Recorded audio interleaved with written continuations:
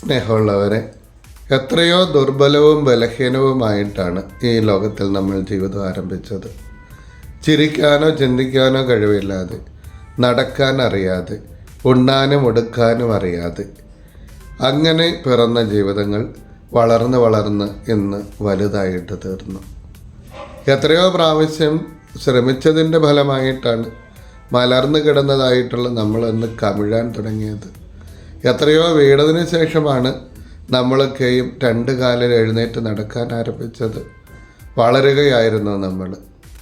അതുകൊണ്ട് തന്നെയാണ് നമ്മുടെ ഏറ്റവും വലിയ റോൾ മോഡൽ നമ്മുടെ തന്നെ ചെറുപ്പകാലമാണ് എന്ന് പറയുന്നത്. സ്നാപയോഹന്നാനും ഭൂമിയിലും ജനിച്ചവനായതുകൊണ്ട് ഇങ്ങനെ തന്നെയായിരുന്നു വളരുക എന്നുള്ളതാണ്, ഞാൻ വളരണം എന്നുള്ളതാണ് നമ്മളെയൊക്കെ വളർത്തിയിട്ടുള്ള അടിസ്ഥാന ചിന്തയതാണ്. ഞാൻ വളരണം എന്ന് ചിന്തിച്ചില്ലായിരുന്നെങ്കിൽ ഒരുപക്ഷെ ആരും ഇവിടെ വളരില്ലായിരുന്നു. ഞാൻ വളരുന്നതോടൊപ്പം തന്നെ അവനും വളരണം എന്നുള്ളതാണ് നല്ലതായിട്ടുള്ള ചിന്ത. എന്നിട്ടും എന്തുകൊണ്ടാണ് സ്നാപയോഹന്നാൻ യേശുവിനെ കാണുമ്പോൾ ഞാൻ കുറയുകയും അവൻ വളരുകയും ചെയ്യണം എന്ന് പറയുന്നത്? സ്നാപയോഹന്നാൻ തൻ്റെ ദൗത്യം തിരിച്ചറിഞ്ഞു എന്നുള്ളത് കൊണ്ടാണ്. ആരായിരുന്നു സ്നാപയോഹന്നാൻ? മരുഭൂമിയിൽ വിളിച്ചു പറയുന്നവൻ്റെ ശബ്ദമാണവന്. വാക്കുകൾ, വചനം ഇവിടെ ലോകത്തിൽ അവതരിച്ചു കഴിഞ്ഞു. ഇനിയും ശബ്ദത്തിന് പ്രാധാന്യമില്ല. ഇനി പ്രാധാന്യം വചനത്തിനാണ്. മാംസരൂപമായിട്ടുള്ള വചനത്തിനാണ് പ്രാധാന്യം. അതുകൊണ്ട് തന്നെ സ്നാപകൻ തൻ്റെ ദൗത്യം തിരിച്ചറിഞ്ഞിട്ട് പറയും, ഇനി അവനാണ് വളരേണ്ടത്, ഞാൻ കുറയുകയും ചെയ്യണം. അങ്ങനെ പറയാനായിട്ട് കുറേ കാരണങ്ങളെങ്കിലും ഉണ്ട്.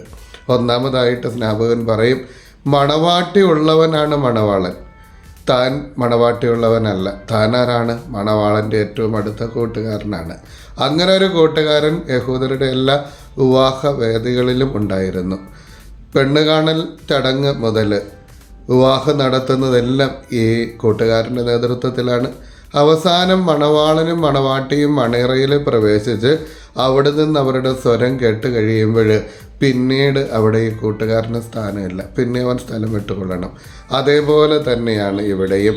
യേശു തൻ്റെ വധുവായിട്ടുള്ള സഭയെ കണ്ടെത്തി കഴിഞ്ഞു, അവളെ പരിഗ്രഹിച്ചു കഴിഞ്ഞു. ഇനി തനിക്ക് അവിടെ സ്ഥാനമില്ല. ഇനിയുള്ളത് സഭയുടെ ലോകമാണ്, സഭയോടൊപ്പമുള്ള ക്രിസ്തുവിൻ്റെ കാലമാണ്. അതാണ് പുതിയ നിയമം എന്ന് പറയുന്നത്. പഴയ നിയമം ഇവിടെ അവസാനിച്ചു കഴിഞ്ഞു.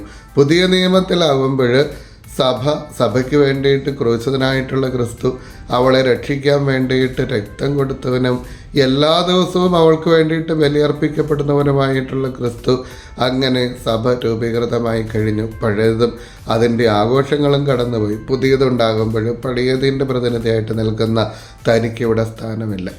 രണ്ടാമതാകട്ടെ സ്നാപയോഹന്നാൻ കൊടുത്ത മാമോദീസ, അത് വെള്ളം കൊണ്ട് മാത്രമുള്ളതായിരുന്നു. ഇവിടെ ആത്മാവിനെ കൊണ്ടും ജലത്തെക്കൊണ്ടും സ്നാനം കൊടുക്കുന്നവൻ ഇവിടെ എത്തിക്കഴിഞ്ഞു. പരിശുദ്ധാത്മാവിനെ നൽകുന്നവൻ ഇവിടെ എത്തിക്കഴിഞ്ഞു.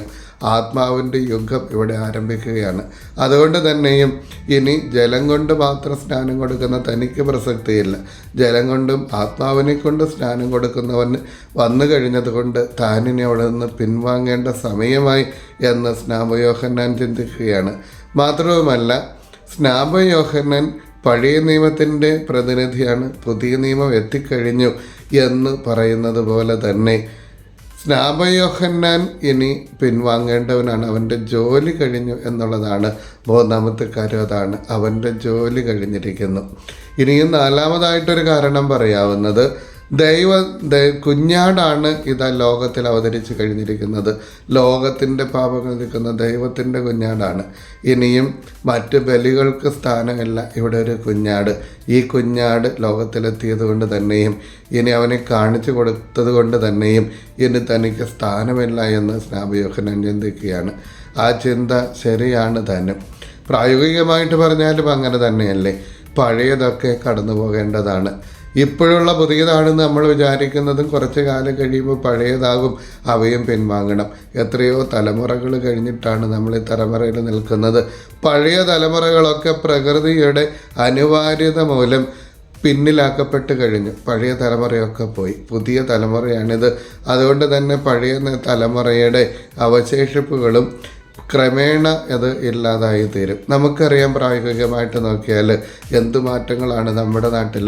ഒരു കാലത്ത് കടത്തിണ്ണുകളിലൊക്കെ തട്ടാന്മാർ, സ്വർണ്ണപ്പണിക്കാരിരിക്കുന്ന നമ്മൾ കണ്ടിട്ടുണ്ടായിരുന്നു. ഇന്ന് വലിയ കമ്പനികൾ വന്നതോടുകൂടെ മെഷീൻ പണികളും വലിയ ജുവലറുകളും വരുമ്പോൾ തട്ടാന്മാരെല്ലാം അവർക്ക് പ്രസക്തി ഇല്ലാതായി. കുറേ കാലങ്ങൾക്ക് മുൻപ് വീടുകളിൽ നെല്ല് പുഴുങ്ങി കുത്തി അരിയാക്കി വീടുകളിൽ കൊടുക്കുന്നവരുണ്ടായിരുന്നു. വലിയ അരിമില്ലുകൾ വന്നപ്പോൾ അതും ഇല്ലാതായി. അതായത് എല്ലാം അപ്ഡേറ്റ് ചെയ്തുകൊണ്ടിരിക്കുകയാണ്. പഴയതായിട്ടുള്ള നമുക്കും അപ്ഡേഷൻ്റെ കാലമുണ്ട്. ഒന്നുകിൽ നമ്മൾ അപ്ഡേറ്റ് ചെയ്യണം, അതല്ല എങ്കിൽ വഴിമാറിക്കൊടുക്കണം. വഴിമാറിക്കൊടുക്കുക എന്നുള്ളതാണ് പ്രായോഗികമായിട്ടും ചെയ്യേണ്ടതായിട്ടുള്ള കാര്യം. ചില മാതാപിതാക്കളെ കണ്ടിട്ടുണ്ടല്ലോ വഴിമുടക്കുകളായിട്ട് നിൽക്കുന്നവർ. ചില രാഷ്ട്രീയ നേതാക്കന്മാരെ കണ്ടിട്ടുണ്ട്, വഴിമുടക്കുകളാണ്.